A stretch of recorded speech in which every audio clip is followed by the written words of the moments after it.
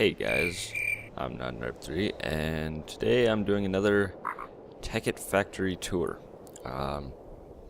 There's been a little bit of progress made over the past while. Obviously we've been working on a few different projects, and for some reason I'm getting some lag spikes here. That's actually been some of the problems with my computer lately, if you've kept up with the channel updates or anything. But just running a server in general, things have been, I don't know, something happened last week and things basically just changed, and I don't know. I think it has to do with Java. I updated it and I probably shouldn't have. But anyways, that's not what this video is about. So here we have our basic, what you guys have all seen before in any of the other videos. Of course, this room is empty still. I believe where the real changes are. Transformer room's the same. Recycler room, I'm not sure if you guys have seen this updated or not. I think you have. But yeah, basically things come in the top, get recycled, and move on out to the mass fabricator room, which is right next door. And I think I've shown this room before, but basically, because mass fabricators work differently, their input is from the bottom and then their output is at the top. So excuse me, so had to change things up a little bit. So the motor's up here, and the little wireless repeaters down here actually are to shut off the mass fabricators so they don't drain every little bit of power I have. And that's still a problem with the ones on this side anyways, is they get enough power to say they're powered, but they don't get enough power constantly to make any UU matter, or at least anytime quickly kind of thing. So we'll have to upgrade our power at some point in time. Luckily, UU matter is not quintessential, I believe the proper word there would be to use, for high voltage solar arrays. So here we have I think I went over this in the last video. If I did, I'm sorry. But we've got this set up so that it is ready to do refined iron, and then this side will get all the other stuff. So it'll do, I believe those ones will do dirt and whatnot and coal, and these ones here, in theory, because I haven't tested this, are set up to produce kind of, what am I looking for here? Bronze. They're set up to produce bronze. And the idea behind them is, in this mess of pipes, that it comes into this pipe and gets distributed. So through black goes the copper, which should take that slot, and then through the yellow should take the hopefully side slot here, and not those, but it probably will take those or fill it into there. So that is still something we're working on. I'm not sure how to get around that current problem. Here in the extraction room, still nothing's changed. We haven't put any extractors in. You probably noticed from the video I uploaded, I'm going to say yesterday, from when this is uploaded. We started a new series, so it'll be kind of ground up factory building. But here is where the main changes have happened. The basement of the assembly room, which is just above. Here we have bluetricity coming in, being stored. We also have some thermopiles here, but they don't really produce that much energy. It's mostly the solar panels on the roof. But back here what we have is a sorting machine. So all the stuff from a quarry or wherever will get sent into here, ores and whatnot. I'll just put some in there for example. And it is actually set up to work to ship the stuff out anyways. The other stuff on the other end isn't connected. So what'll happen is they'll get sorted into the corresponding color of pipe, and then everything else that doesn't fit into one of these categories gets sent through red. So, and red right now just lands up in this chest here. But so what happens is they get sent through down, and then down into this buffer. So that takes away their color code and sets it up so they alternate, so the sorting machine here can take things in a nice fashion. So it doesn't solidly focus on one ore type. It switches around so all your machines get used. So here it splits off into orange, green, yellow, and 2 blues. Orange obviously being materials that we can, send to the macerator, basic macerators, general macerators. And then green is for refined iron. Yellow is for that far right strip that I showed you that makes bronze, sand, which will turn into glass, and then coal dust. And then the 2 blue is for all the miscellaneous type stuff, the stuff that doesn't really have a category. And those get sent downstairs into got a little mouse lag here actually. Into good focus. This is just the bottom side of the thermal piles. We got lava there, water there, and here is where they get sent into the appropriate chests, as you can see here, and what will be here. And I've got it set up in a way that the frequency of the pipe is all coded accordingly, and I've got a big Excel document for what all the different pipe frequencies will be to help keep track. So as those things go through, actually I'll run upstairs quickly here and show you what happens when we send stuff through. God, the lag spikes. I'm not liking that, but right now we don't have an accessible on switch. We turn that on, and as you can see, they're all going through there, and it happens very fast, so you probably won't get to watch it on this end. Oh, maybe you will.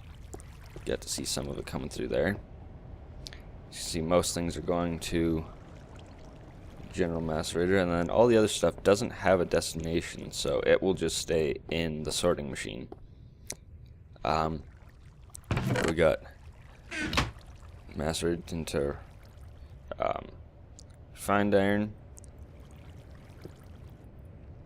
Not sure why I can't open that chest, but we can see that there's nothing in there. And then we've got macerated into special, so that's the copper, tin, and whatnot. And then if I were to pull that switch there, it would start up the redstone engines on the backside here and start pulling those ores out of the chests and send them off. So this system down here kind of acts as a buffer between red power pipes and buildcraft pipes. So not to mention it will contain a lot of storage, because a lot of the materials that we'll be gathering and have probably won't be used in the process. It'll just be nice to have some place where we can throw all our junk and then go through it sequentially. But yeah, guys, I think that's the main update to this map anyways. Not a lot has changed as far as I know. As I think I've mentioned way too many times, the technical difficulties we've had has been horrendous. But I guess a minor change that I gave you guys a little bit of a sneak peek to in the channel update is the lag, man. Is this right here. So this room, this is where the portal used to be to the nether. As you can hear, now it is the portal to the nether. Except I didn't finish it all, but yeah. So again, it just leads us to the nether. It originally was going to take us to a different world file, the one that we're doing the Let's Play in currently, but because of some technical difficulties, we weren't able, because the data for a transmutation table saves like to the world or to the map file. Like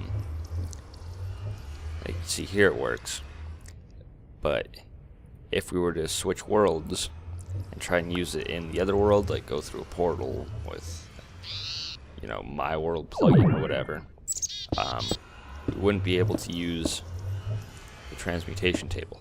Like, it would work, but in order for things to update, you know, like when you place, say, this flint and steel in here, it updates to give you the new things.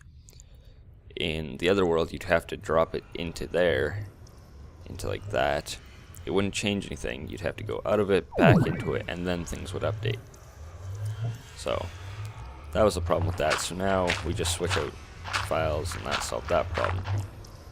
I'm still not sure why my computer suddenly decided to lag so much, but I've decided to not worry about that because I've been stressing over that too much. But yeah, we got this nice portal room. All portals lead to the same place, unfortunately, but oh, and there's one more thing that I think creator should be here to tell you, but you've probably seen on my mini map already, even though we're not even close to it. There we go. He decided to move out of the ocean, which again is something that I said I'd tell you guys last, or on one of the other videos, to show you his ocean place, but now that's just a hole in the ground. He decided to move up into the air here, and aside from the lag that's up here pretty bad from the wind sounds and stuff, he seems to have troubles up here too, but he just has,